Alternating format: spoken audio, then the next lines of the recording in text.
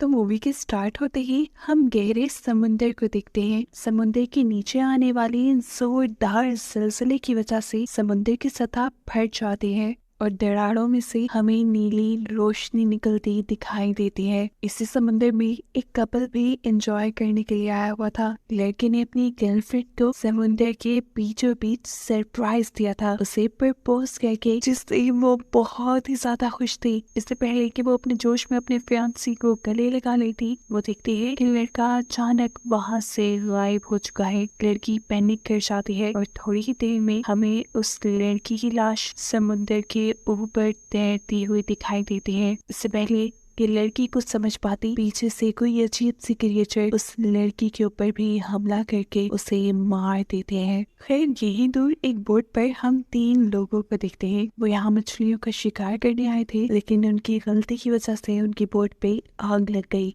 दूर खड़ी एक दूसरी बोट जब उन्हें मुश्किल में नोटिस करती है तो फौरन उन्हें रेस्क्यू करने के लिए पहुंचती है। हंटर उनकी बोट पे लगी आग को बुझाने में कामयाब हो भी गया था। ये सारा इन बोट पे मौजूद लोगों की वजह से ही हो रहा था। एक तो वो बोट पे फायर क्रैकर्स लेकर आए हुए थे और दूसरा ड्रिंक भी कर रहे थे। हंटर जब उन्हें मना करता है, लेकिन वो हंटर की बातों पे ज्यादा ध्यान नहीं देते। इनकी बोट के ऊपर और भी बहुत से फायर क्रैकर्स थे, जिन्हें हंटर अपनी बोट के ऊपर शिफ्ट कर लेता है, क्योंकि वो यहाँ का सुपरवाइजर था। सीन कट होकर दूसरी तरफ हम एक आदमी को देखते हैं जो दूर पहाड़ की चोटी से अपनी दूरबीन के जरिए समुद्र के बीचों बीच चमकती हुई ब्लू लाइट को नोटिस कर रहा था। और समुद्र के ठीक उसी ब्लू लाइट वाले पॉइंट पर हंटर और उसका ग्रुप जो हंटिंग कर रहे थे, उनके भी हुक में कुछ बड़ा फंसता है, जिसके फंसने पर ये सभी लोग खुश होते हैं। और जिस तरह ये लोग उस चीज को ऊपर की तरफ खींच रहे थे, इनको बहुत ताकत लगानी पड़ रही थी। साफ मतलब था कि नीचे कोई बहुत बड़ी चीज है। जैसे ही ये लोग उस चीज को अपनी बोट में ला के रखते हैं तो उन्हें वहाँ डेड इंसान मिलता है, जिसका पूरा मुंह ब्लू हो चुका था। उन्हीं की ग्रुप मेंबर जेड को ये काफी अजीब लगता है और इस चीज की इन्वेस्टिगेशन करने के लिए कि आखिर इस इंसान को हुआ क्या, वो अंडर वाटर अपना कैमरा भेजती है और उसे समुंदर के नीचे से नीली लाइट निकलती हुई दिखाई देती है। और ये चीज बिल्कुल भी नॉर्मल नहीं थी। हंटर फौरन अपनी करीब अथॉरिटीज को इन्फॉर्म कर देता है इस चीज के बारे में। अब ये लोग दोबारा समुंदर पे एक नजर डालते हैं और इन्हें समुंदर में जगह जगह पानी के ऊपर ही ब्लू लाइट दिखाई दे रही थी। ये सब नोटिस करके ये लोग जैसे ही पीछे मुड़े तो शॉक रह गए, क्योंकि वो डेड बॉडी भी उनकी बोट पे नहीं रही थी। जेट उस इंसान को इधर उधर ढूंढती है और एकदम से पीछे से उसके ऊपर वही इंसान हमला कर देता है, जिसके बारे में पता चला कि वो एक ज़ॉम्बी बन चुका है, जिसने अब जेड के कंधे पे काट के उसे बुरी तरह जख्मी कर दिया था। यही करीब रे ये सारा नजारा देख लेता है और इससे पहले कि ये क्रिएचर रे के ऊपर भी हमला कर देती, पीछे से हंटर एक चाकू लिए आता है और इस ज़ॉम्बी के जिस्म में स्टैब कर देता है। लेकिन ये ज़ॉम्बी तो कुछ ही मिनट में इस हमले से रिकवर कर चुका था और हंटर दोनों पे ही हमला करने वाला था। अपने आप को बचाने के लिए ये दोनों एक दूसरे का साथ देते हैं और किसी तरह उस ज़ॉम्बी को समुंदर में गिराकर अपना पीछा उसे छुड़वा लेते हैं। जेड को हॉस्पिटल में एडमिट कर लिया गया था, जिसके साथ रे रुकता है और हंटर अब अपने एक दूसरे साथी दोबारा समुंदर में उतरता है उस ब्लू लाइट को इन्वेस्टिगेट करने के लिए। ये दोबारा समुंदर की गहराइयों में अपने कैमरास भेजते हैं और इस मर्तबा इन्हें सी बेड पे बहुत सारी दरारें दिखाई देती हैं, जिसके अंदर से वो ब्लू लाइट निकल रही थी। कैमरा थोड़ा ही आगे जाता है तो इन्हें एक इंसान की तरह की क्रिएचर वहाँ तैरती हुई दिखाई देती है। हंटर अपने साथी से कहता है हो सकता है कि वहाँ ज़ॉम्बी हो, क्योंकि पहले भी समुद्र से एक ज़ॉम्बी ही निकला था जिसने उनके ऊपर हमला कर दिया था। दूसरे आदमी को उसकी सारी बात खाने लगी और वो हंसने लगा कि समुद्र में ज़ॉम्बीज कहाँ से हो सकते हैं। अभी वो हंस ही रहा था कि एकदम से इन लोगों ने देखा कि इनकी बोट की तरफ बहुत सारे ज़ॉम्बीज तैरते हुए आ रहे थे और ये देखते हुए उस आदमी को भी हंटर की बात पे बिलीव करना पड़ा। इतने सारे ज़ॉम्बीज का यहाँ पे होना खतरे से खाली नहीं था। हंटर फौरन अपनी वाइफ को कॉल करता है और उससे रिक्वेस्ट करता है कि प्लीज अथॉरिटीज को कहकर समुद्र के आसपास का सारा इलाका खाली करवा दो, क्योंकि यहाँ पे एक बहुत बड़ा सुनामी आने वाला है। उसके कहने के मुताबिक यहाँ पर सुनामी साइरन्स बजने लगते हैं, जो कि एक वार्निंग थी लोगों के लिए कि वो यहाँ से चले जाएं। लेकिन बेवकूफ लोग यहाँ से जाने के बजाय उल्टा होश से समुद्र को ही देखने लगे, जिसमें पानी बहुत तेजी से पीछे की तरफ मूव हो रहा था। हंटर और उसका साथी तेजी से दोबारा साहिल की तरफ आने की कोशिश कर रहे थे ताकि वो वहाँ पर शहरियों की मदद कर पाए, लेकिन फिर अचानक वो देखते हैं कि उनके पीछे एक बहुत बड़ी तूफान की लहर आ रही है और उस लहर में बेशुमार ज़ॉम्बीज हैं। हंटर अपनी बोट की स्पीड फुल कर देता है, जितना तेजी से वो भाग सकता था वो अपनी बोट को भगा रहा था, लेकिन उस लहर की स्पीड इनकी स्पीड से कई गुना तेज थी और आखिर वो लहर इनकी बोट से टकरा ही जाती है और उसमें मौजूद ज़ॉम्बी से बचने के लिए इन दोनों को अपना कंट्रोल पैनल छोड़कर रूम में छुपना पड़ जाता है। एक ही सेकंड में इस ज़ॉम्बी सुनामी ने जैसे पूरे साहिल को तबाही कर दिया था। ज़ॉम्बीज़ यहाँ खड़े लोगों के ऊपर पागलों की तरह हमला करने लगे थे। इसी सुनामी के साथ हंटर और उसके साथी की बोट भी साहिल पे आ जाती है और वो लोग भी इन ज़ॉम्बीज़ से बचते हुए यहाँ से निकलने की कोशिश में लग जाते हैं। यहाँ हॉस्पिटल में रे को बताया जाता है कि इस इलाके को तेजी से खाली किया जा रहा है। काफी सारा स्टाफ भी जा चुका था, इसी वजह से जेड को देखने के लिए यहाँ कोई डॉक्टर नहीं रहा था। यहाँ साहिल पर भी बस अब कुछ ही सर्वाइवर्स बचे हुए थे, जिनको जेड और उनका साथी आने वाले खतरे के बारे में इन्फॉर्म करने की कोशिश तो करता है, लेकिन अब काफी देर हो चुकी थी। ज़ॉम्बीज़ बिल्कुल उनके पीछे थे, जो उनके ऊपर हमला करके उनको भी ज़ॉम्बी बना देते हैं और ऐसे ज़ॉम्बीज़ का एक ग्रुप और भी ज्यादा बड़ा हो जाता है। हंटर और इसका साथी अपने आप को बचाने के लिए अपनी गन और अपने चाकू से काफी सारे ज़ॉम्बीज़ को मारते हुए आगे बढ़ते हैं, लेकिन इन ज़ॉम्बीज़ की तादाद अब कम होने वाली नहीं थी। बहुत से इंसान भी इन ज़ॉम्बी के हाथों मारे गए थे। पीछे जो इंसान बचे थे उनको बचाने के लिए हंटर यहाँ पर एक बोट का इंजन स्टार्ट करता है और इस पे लगे हुए फैन के जरिए बहुत सारे ज़ॉम्बीज़ को एक ही टाइम में मारने में कामयाब हो जाता है और ऐसे पीछे बचे हुए इंसानों को भागने का मौका मिल गया था। सीन कट होकर अब हमें हंटर की बेटी सैम को दिखाया जाता है, जो अपने फ्रेंड्स के साथ पार्टी कर रही थी, लेकिन इस क्लब की बिल्डिंग के ऊपर भी ज़ॉम्बीज़ का हमला हो गया। ये लोग बुरी तरह घबरा चुके थे। सैम हंटर को कॉल करती है, लेकिन कोई उसकी कॉल नहीं उठा पा रहा था क्योंकि सभी बिजी थे। यहाँ पर हंटर और उसका साथी जब ये रियलाइज करते हैं कि वो जितना भी इन ज़ॉम्बीज़ को मार लें इनसे बच नहीं सकते, तो वो यहाँ से भागने का डिसाइड करते हैं और फौरन ही एक कार में जाकर बैठ जाते हैं। लेकिन जाते ही उनकी जोर से चीख निकल गई क्योंकि पीछे ऑलरेडी कोई था। लेकिन टेंशन की बात नहीं, ये ज़ॉम्बीज़ नहीं है, इंसान ही है। यहाँ हॉस्पिटल के अंदर जेड को सिर्फ एक ही सेकंड के लिए होश आया था और उसके बाद वो मर चुकी थी। ये देखते ही रे दुखी हो गया, लेकिन अगले ही पल जेड जिंदा हो गई, वो भी एक ज़ॉम्बी बनकर। और ये देखकर रे घबरा चुका था। इससे पहले कि रे वहाँ से भाग जाता, जेड उसके ऊपर हमला कर देती है, लेकिन तभी उसी टाइम रूम में एक डॉक्टर आ जाता है, तो जेड रे को छोड़कर उसको काट लेती है और जेड को यहाँ से भागने का मौका मिल जाता है। थोड़ी देर बाद जब हंटर की वाइफ इनी केंसी हॉस्पिटल का विजिट करती है, तो वो ये देखकर पूरी तरह घबरा चुकी थी कि जेड ने उसके पूरे हॉस्पिटल स्टाफ के ऊपर हमला करके उन्हें ज़ॉम्बी बना लिया था। इससे पहले कि वो केंसी के ऊपर भी हमला करती, केंसी वहां से भागती है और एकदम से कोई आगे से बढ़कर उसे पकड़कर एक कमरे में खींच लेता है। ये वही था जो पहले भी इन ज़ॉम्बी से ही बचकर भाग रहा था। अब यहाँ ज़ॉम्बीज़ मिल गए, ये दरवाजा तोड़ने की कोशिश में लग जाते हैं, जबकि यहीं से केंसी और रे एक दूसरे रूम में चले जाते हैं अपने आप को बचाने के लिए, जहाँ से इनका सामना हो जाता है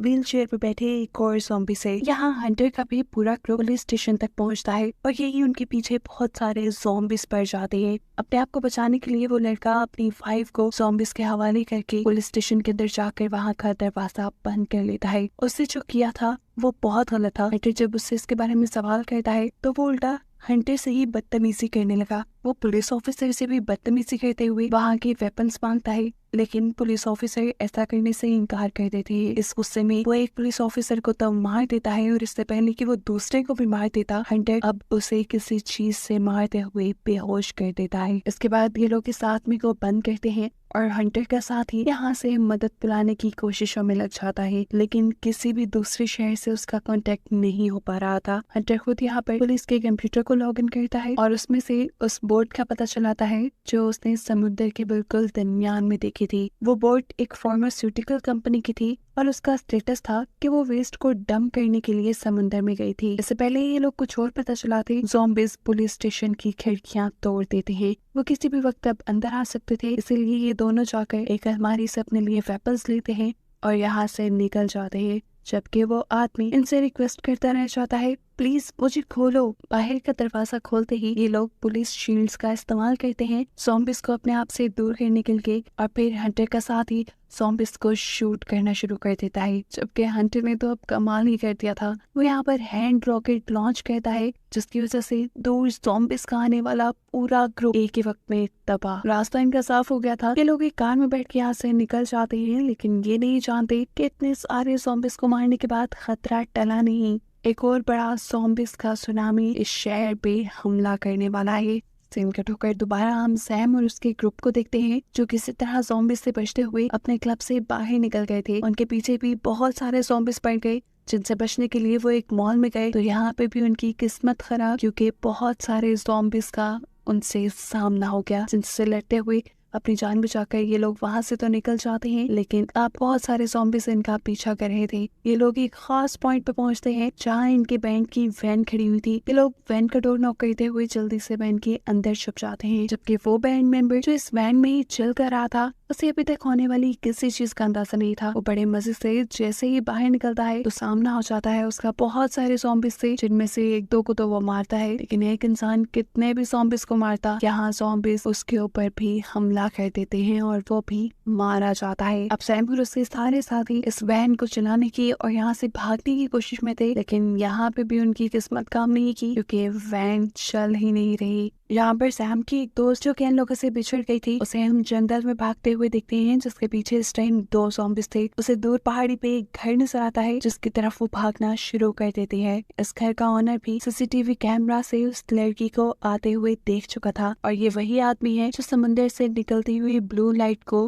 मूवी के पहले सीन में नोटिस कर रहा था, और उसने अपने कमरे में एक ज़ॉम्बी को भी बांध के रखा हुआ था जैसे वो उस पे कोई एक्सपेरिमेंट कर रहा हो। यह आदमी दरवाजा खोलने से पहले उस लड़की से कहता है, पहले मुझे ये यकीन दिलवाओ कि तुम इन्फेक्टेड नहीं हो। जैसे ही वो लड़की अपनी कमर दिखाकर उसे यकीन दिलाती है तो वो फौरन ही ऑटोमेटिकली वो दरवाजा खोल देता है और लड़की इस घर के अंदर आ जाती है। यहाँ वो इसी आदमी से रेडियो मांगकर अपने डैड को कांटेक्ट करती है जो और कोई नहीं बल्कि हंटर का साथ ही इकोनी था। उसे कहता है, बेटा फिक्र मत करो, मैं तुम्हें बचाने जरूर आऊंगा, तुम वहीं पर रहना। अब सैम और हंटर सबसे पहले मॉल की तरफ जाती है जिसके पास ऑलरेडी सैम यानी हंटर की बेटी फंसी हुई थी। सैम के साथ उसका दोस्त भी था जिसके पाँव में चोट लगी हुई थी और उसकी वजह से सैम का आगे बढ़ना भी मुश्किल हो रहा था। ये लड़का सैम से कहता है, मैं इन सारे ज़ॉम्बीज़ को डिस्ट्रैक्ट करता हूँ, तुम यहाँ से चले जाओ, तुम्हें अपनी जान बचानी चाहिए। ये कहते ही वो विंडो के जरिए इस वैन से निकल आता है और वैन की छत पे चढ़ जाता है। वो गाना गाते हुए यहाँ ज़ॉम्बीज़ को डिस्ट्रैक्ट करता है, जबकि सैम जल्दी से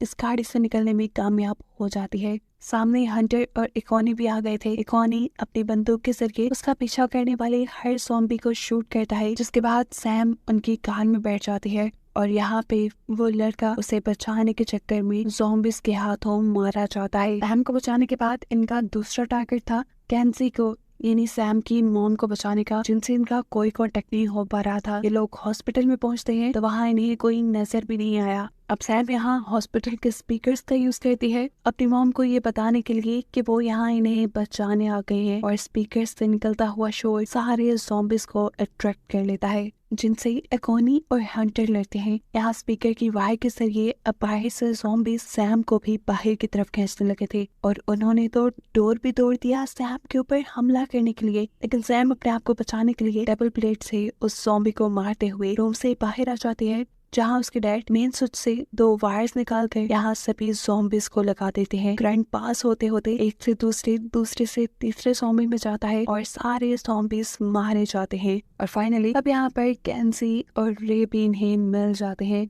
सैम अपनी मॉम से मिलकर बहुत खुश थी और ये लोग मिलकर अब यहाँ से निकलने की प्लानिंग में थे। तब कैंसी यानी वो डॉक्टर वो इन लोगों को नोटिस करके बताती है कि यहाँ 2 तरह के ज़ॉम्बी हैं। आधे वो ज़ॉम्बी जो समुंदर से आए हैं उनका कलर ब्लू है और फिर इन ज़ॉम्बिस ने जिनके ऊपर हमला किया है उनका कलर चेंज है। उसको लग रहा था कि पहले वाले ज़ॉम्बिस पे जरूर कुछ ना कुछ एक्सपेरिमेंट हुआ है। फाइनली ये लोग हॉस्पिटल से बाहर आ जाते हैं जहाँ एक दो और ज़ॉम्बिस से इनका सामना हो गया। हंटर उन दोनों से लड़ता है और ये सब फिर कार में बैठ के यहाँ से निकल जाते हैं। इनका अगला टारगेट था टॉनी को बचाना, जो इस टाइम उस अजीब से आदमी के घर थी। इस टाइम हमें देखने को मिलता है कि अकोनी के हाथ पे एक स्क्रैच था और इसी वजह से वो दूसरा आदमी उसे अपने घर आने को अलाउ नहीं कर रहा था। लेकिन अकोनी उसे यकीन दिलाता है कि ये ज़ॉम्बी बाइट नहीं है, सिर्फ एक स्क्रैच है। अब अकोनी इस आदमी के भी रेडियो से ऑफिशियल से कांटेक्ट करने की कोशिश करता है, लेकिन स्टिल इनका कांटेक्ट किसी से नहीं हो पा रहा था। यह आदमी बताता है कि मैंने भी कई जगह कांटेक्ट करने की कोशिश की, लेकिन कोई भी हमसे कांटेक्ट नहीं कर रहा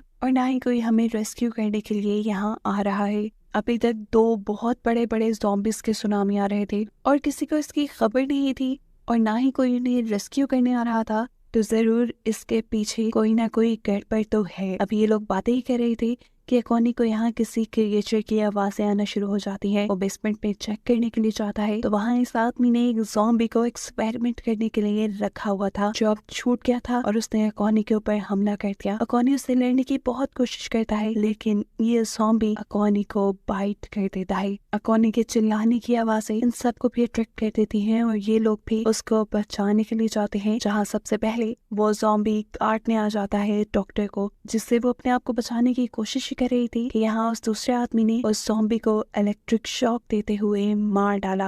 अकोनी को एक ज़ॉम्बी ने बाइट किया था, वो जल्द ही एक ज़ॉम्बी में बदल सकता था, इसीलिए इस घर का ओनर उसे यहाँ से निकल जाने को कहता है। लेकिन अकोनी की बेटी उसकी बात नहीं सुनती और अपने डैड के जख्म की पट्टी करने लग जाती है। उल्टा अब ये लोग उस आदमी से सवाल करते हैं, तुम्हारे पास ये ज़ॉम्बी क्या कर रहा था? क्या तुमने ये ज़ॉम्बिस के एक्सपेरिमेंट किए? ये सब जो हो रहा है क्या तुम्हारी वजह से हो रहा है? तब वो आदमी बताता है, नहीं ऐसा कुछ नहीं है, ये सब मेरी वजह से नहीं हो रहा, मैं तो बस इस ज़ॉम्बी को घर लाया था और इन पे एक्सपेरिमेंट करके ये जानने की कोशिश कर रहा था कि इनकी कमजोरी क्या है। और मुझे ये बात पता भी चल गई, ये ज़ॉम्बिस फोर्स गैस की वजह से बने हुए हैं, इसीलिए इलेक्ट्रिक गन से इन्हें मारना बहुत ज्यादा आसान है। उसकी ये बात सुनते हुए हंटर अपने ब्लेड के साथ टीचर गन को अटैच कर देता है ताकि आसानी से वो और ज़ॉम्बिस को मार सके। अब कोई इन्हें रेस्क्यू करने तो आ नहीं रहा था, अगर इन्हें अपनी जान बचानी थी तो खुद ही ज़ॉम्बिस को मारने का कोई प्लान बनाना था। हंटर के दिमाग में एक प्लान आ भी चुका था, हमें किसी तरह सारे ज़ॉम्बिस को पानी में लेकर जाना होगा और फिर हम पानी के अंदर करंट छोड़ देंगे, जिससे सारे ज़ॉम्बिस एक ही टाइम में मारे जाएंगे। और जब हम सारे ज़ॉम्बिस को ही मार देंगे तो ना ही कोई ज़ॉम्बी इंसान पर अटैक करेगा और ना ही कोई इंसान ज़ॉम्बी में बदलेगा।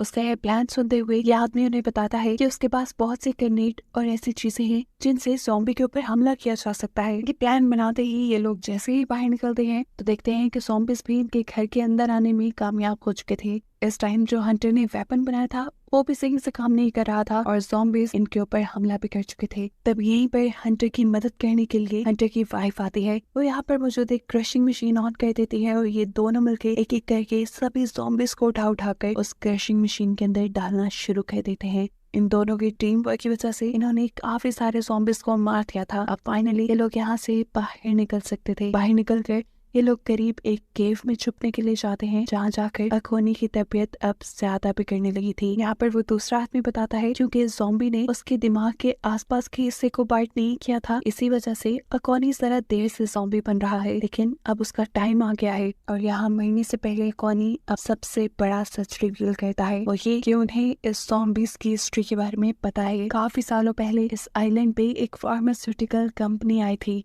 उस मेडिसिन को इंसानों के ऊपर एक्सपेरिमेंट करने की अभी इजाजत नहीं मिली थी, लेकिन उस फार्मास्यूटिकल कंपनी ने इंसानों को वो मेडिसिन दे दी, जिसकी वजह से बहुत सारे इंसान ज़ॉम्बिस में बदल गए। उस कंपनी को कोई नुकसान ना हो जाए, उस कंपनी ने यहाँ के लोकल काउंसलर्स को बहुत सारी रिश्वत दी कि वो इस राज को राज ही रखेंगे। और रिश्वत लेने वालों में अकोनी खुद भी शामिल था, क्योंकि उसे अपनी वाइफ का इलाज करवाना था, लेकिन बदकिस्मती से वो फिर भी मर गई और आज उसी की वजह से इतने सारे लोग भी मर रहे हैं। अभी ये लोग ये डिस्कस ही कर रहे थे कि यहाँ पर इन्हें ढूंढते हुए बहुत सारे ज़ॉम्बिस आ जाते हैं। यहाँ पर हंटर अपने नए बनाए हुए वेपन से इन ज़ॉम्बिस से लड़ता है, जबकि दूसरी तरफ अकोनी भी मर जाता है। इससे पहले कि वो अब ज़ॉम्बी बन के जिंदा होता, उसकी बेटी उसके हाथ में एक ग्रेनेड रख देती है और इसके बाद ये सब लोग इस केव से बाहर निकल आते हैं। आखिरी बार टोनी अपने डैड को एक ज़ॉम्बी बने हुए देखती है और उसी सेकंड उसके हाथ में पकड़ा हुआ ग्रेनेड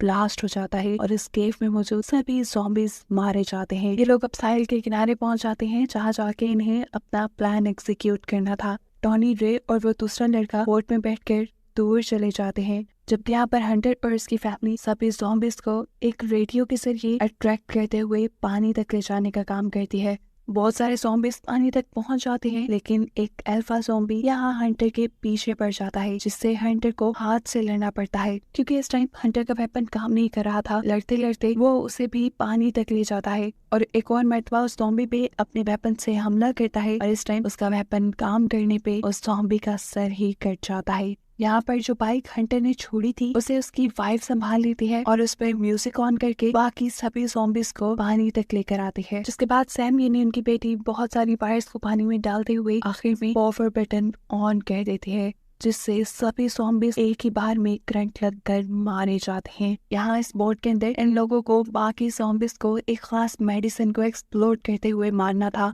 जो मेडिसिन समुद्र में फैलकर समुद्र में मौजूद सभी पुराने ज़ॉम्बीज को मार देती। उनके ये सेटअप लगाने से पहले टोनी उन दोनों की मदद करती है कि कोई भी क्रिएचर, कोई भी ज़ॉम्बी उन तक ना पहुंच पाए। और जब सारा सेटअप तैयार हो जाता है तो रे टोनी को एक लाइफ जैकेट देता है और यहाँ से दूर चले जाने को कहता है क्योंकि उसके डैड उसे जिंदा रखना चाहते थे। टोनी भी बात मानते हुए पानी में जंप कर देती है और फिर मूवी के आखिरी सीन में हम इस बोट को भी एक्सप्लोड होते हुए देखते हैं, यानी तबाह होते हुए देखते हैं, जिसके रिजल्ट में रे और वो दूसरा आदमी भी मारे जाते हैं। अब जो मेडिसिन समुद्र के अंदर गई थी वो नीचे निकलने वाली ब्लू लाइट की केमिकल के साथ रिएक्ट करते हुए यहाँ पर एक बहुत बड़ी तूफान की लहर क्रिएट कर देती है, जिसे हंटर देखकर यहाँ से भागने की कोशिश तो करता है, लेकिन अब उसके सामने आ जाता है वो ज़ॉम्बी जिसे वो लोग जेल में बंद करके आए थे। जेड उसे करंट देते हुए उसका सर फाड़कर आगे बढ़ जाता है। आगे जाने पर सैम और किन्सी टोनी को रेस्क्यू कर रहे थे। खतरा अब इनके ऊपर से टल चुका था, सारे ज़ॉम्बीज को इन्होंने मार दिया था और ऐसे आगे दुनिया भी इस खतरे से बच गई थी।